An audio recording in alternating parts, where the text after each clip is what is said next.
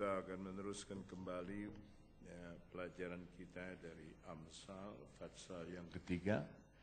Dan kita sudah sampai pada ayat yang ke-26 atau sekarang 26 apa 27?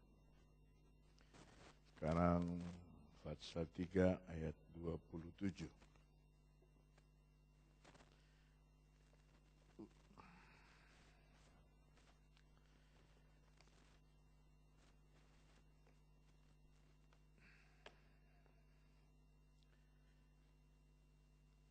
Kita baca bersama-sama di dalam bahasa Indonesia ayat yang ke-27 ini. 1, 2, 3.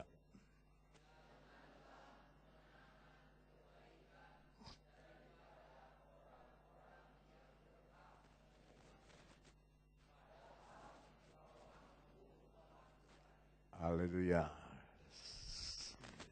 Sekarang sama-sama dengan saya. 2, 3. Janganlah menahan kebaikan daripada orang-orang yang berhak menerimanya, padahal engkau mampu melakukannya. Ini adalah satu perikop yang jumlahnya ada beberapa ayat sampai ayat ke-35, adalah ajakan untuk berbuat baik. Ya. Ajakan untuk berbuat baik. Apa saudara? Ajakan untuk berbuat baik. Nah, kalau ini berbentuk ajakan, ada dua kemungkinan. Kita mengikutinya atau kita tidak mengikutinya. Nah, kita mau lihat di dalam sebuah ayat lebih dahulu, Roma Pasal 13, ayatnya yang ke-7. Di sana dikatakan, bayarlah kepada semua orang apa yang harus kamu bayar. Pajak kepada orang yang berhak menerima pajak. Cukai kepada orang yang berhak menerima cukai. Rasa takut kepada orang yang berhak menerima rasa takut, dan hormat kepada orang yang berhak menerima hormat. Dari ayat ini, kata apa yang menarik saudara? Satu kata saja. Kata apa? Ayo. Jangan takut salah tetap masuk surga. Hak, ya. Itulah yang paling menarik, berhak. Jadi ada hak kita, ada hak orang lain. Nah, di sini kita sedang belajar melakukan hak yang orang lain. Bayarlah kepada semua orang. Semua orang, siapa saja. Apa yang harus kamu bayar? Pajak kepada orang yang berhak menerima pajak. Dalam hal ini kantor pajak. Cukai sama. Kepada orang yang berhak menerima cukai. Saudara mau masuk ke Ancol, saudara harus bayar karcis kan, itu cukai. Ya. Mobil teorinya 2.000. Tapi di Jakarta nggak mau dibayar 2.000, minta 5.000. Cukai. Yang 2.000 masuk pemerintah, yang 3.000 masuk kantong sendiri. Ya. Rasa takut kepada orang yang berhak menerima rasa takut. Tentara yang menjaga keamanan kita, bupati, ya, orang-orang yang kita harus takuti, mereka yang mempunyai wibawa dengan senjata, dan hormat kepada orang-orang yang berhak menerima hormat. Nah, kita bandingkan dengan ayat Amsal 3 lagi. Kembali kepada Amsal 3, jangan menahan kebaikan. Jadi bayar pajak itu sebuah kebaikan. daripada orang-orang yang berhak menerimanya, padahal engkau mampu melakukannya. Dari begini banyak siswa, ada 130 lebih, ada 60 yang minta sponsor.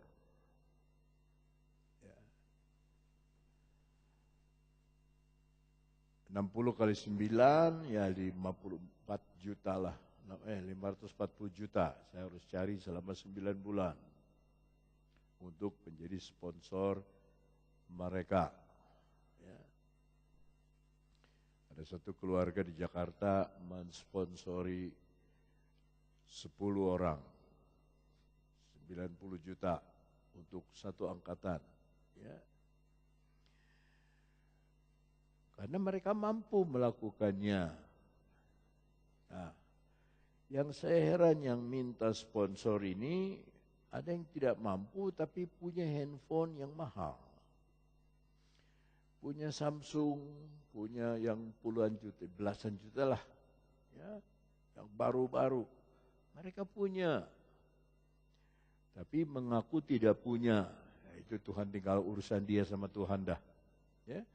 Banyak jemaat kirim pengerja untuk sekolah, minta sponsor. Bukan gereja kecil ini di Jakarta, gereja besar.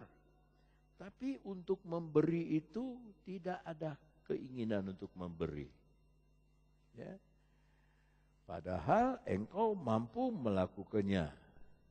Ada yang mau bayar, tapi tidak mampu, jadi minta setengah harga.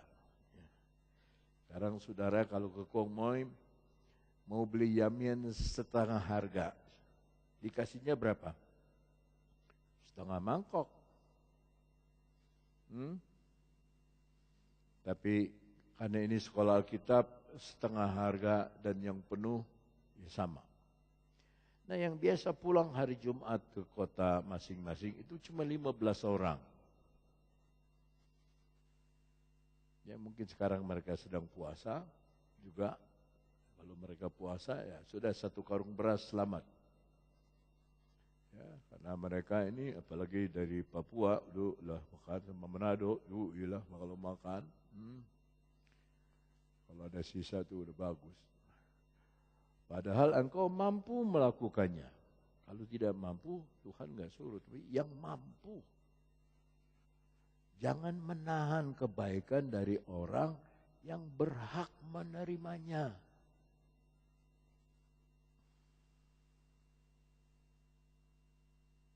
Ya, kadang-kadang saya tidak bisa khotbah di sini hari Rebo. Saya minta hamba Tuhan lain yang dari tempat lain. Itu kita harus kasih ekstra korban karena ini hamba Tuhan kecil. Ya. Dia dari tidak ada menjadi ada. Itu di Saguling itu dari tidak ada jemaat. Suami istrinya orang Cianjur, orang keluaran Cianjur. Sampai ada jemaat. Sampai bisa mulai masuk Bandung Barat ternyata. Ya masuk Bandung Barat.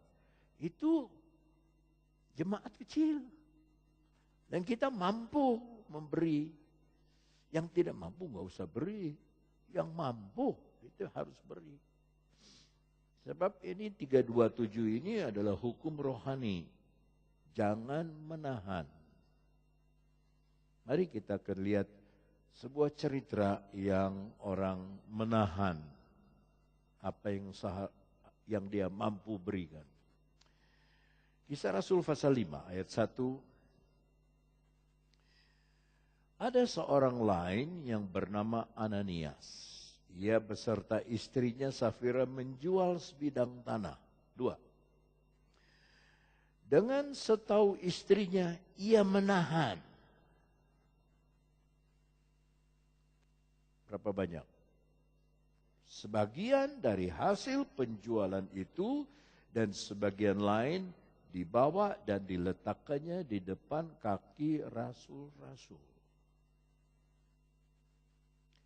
3. Tetapi Petrus berkata, Ananias, mengapa hatimu dikuasai iblis? Orang memberi kok disebut dikuasai iblis. Orang berkorban setengah harga loh, setengah tanah, harga tanahnya dikasih.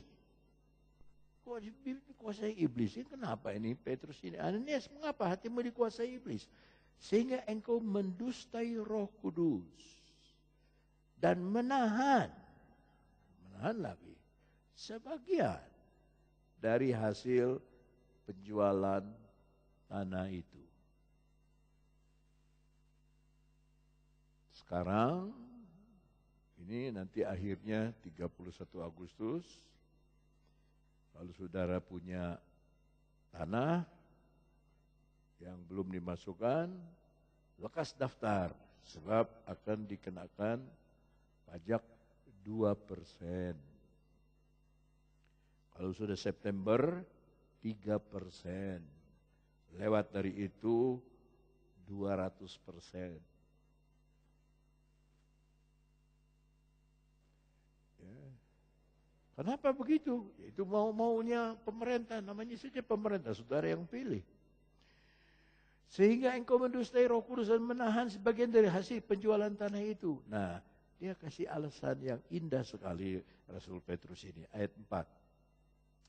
Selama tanah itu tidak dijual, bukankah itu tetap kepunyaanmu? Dan setelah dijual, bukankah hasilnya itu tetap dalam kuasamu? Nah, dari sini kita sedang mempelajari hukum perbendaharaan, hukum terima masuk keluar. Harus jelas, masuk berapa keluar berapa harus jelas. Orang harus tahu. Ya. Mengapa engkau merencanakan perbuatan itu dalam hatimu? Ternyata orang yang suka menahan sebagian, itu ada hubungan dengan hati. Hatinya tidak sepenuh mencintai Tuhan, hanya separuh.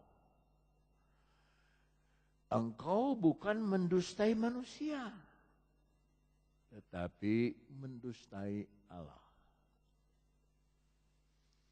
Akibatnya yang saya ngeri, ayat 5. Akibatnya ini, ketika mendengar perkataan itu, rebahlah Ananias dan putuslah nyawanya, maka sangatlah ketakutan semua orang yang mendengar hal itu. Semua orang dengar, kecuali istri Ananias. Dia tidak dengar. Ayat 6. Lalu datanglah beberapa orang muda, mereka mengapani mayat itu, mengusungnya keluar dan pergi menguburnya. Saya juga heran kenapa enggak dikembalikannya ke rumah istrinya, ini suamimu meninggal. Biar keluarga yang mengapani, yang pelihara, itu yang kuburkan keluarga. Ini langsung anak muda, dan sekarang anak muda dipakai Tuhan untuk mengapani, bawa ke kuburan. Enggak ngomong sama istrinya. Ayat 7. Kira-kira 3 jam kemudian, masuklah istri Ananias. Tapi dia tidak tahu apa yang telah terjadi. Semua orang tahu, dia tidak tahu. 3 jam dia cari papinya di mana. Papi, ya di mana nih? Cari ke sana ke sini nggak ada. Makanya dia datang sama Petrus 8. Kata Petrus kepadanya, katakanlah kepadaku. Petrus nggak ngomong, kamu mencari suamimu? Tidak. Dia bilang, katakanlah kepadaku. Dengan harga sekiankah tanah itu kamu jual? Istrinya Sami mawon segorawon, jawab perempuan itu, betul demikian. 9. Kata Petrus, mengapa kamu berdua bersepakat untuk mencobai Roh Tuhan? Suami istri itu mesti sepakat untuk hal yang baik. Tapi di sini mereka sepakat mencobai Roh Tuhan. Lihat, orang yang baru mengubur suamimu berdiri di depan pintu dan mereka akan mengusung engkau juga keluar.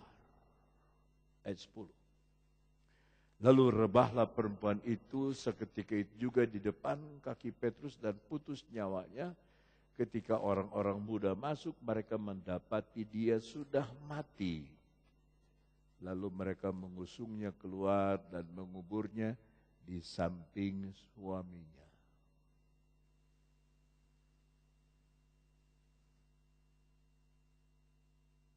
Karena menahan. Kembali kepada Amsal 3. Di dalam Amsal 3, jangan menahan kebaikan. Sekarang bukan uang, tapi yang dibicarakan kebaikan. Jangan ditahan-tahan. Ya. Daripada orang-orang yang berhak menerimanya.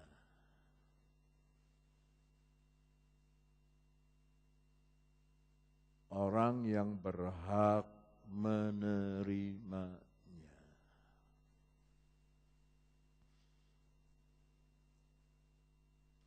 Orang yang berhak menerimanya.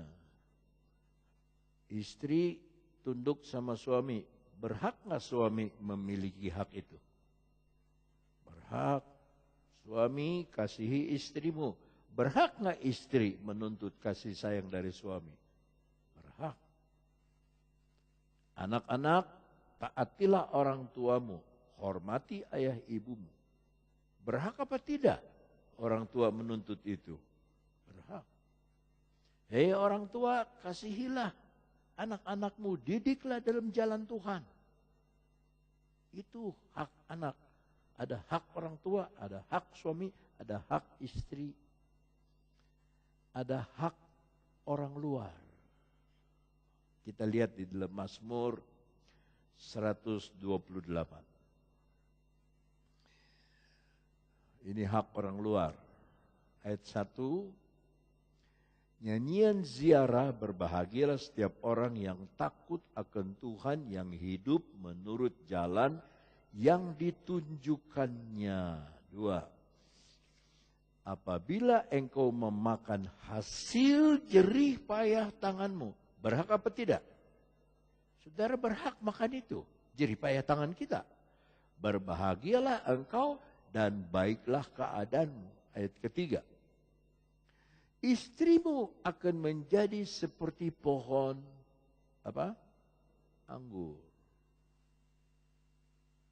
Yang subur di dalam rumahmu. Maksudnya bukan di dalam rumah nanam, tapi di dalam halaman rumah bagian dalam. Menurut hukum Taurat, karena anggur itu merambat, kalau anggur itu merambat keluar tembok, itu tidak boleh dipetik oleh yang punya. Biar orang luar yang lewat, yang sedang haus, dia boleh petik anggur itu buat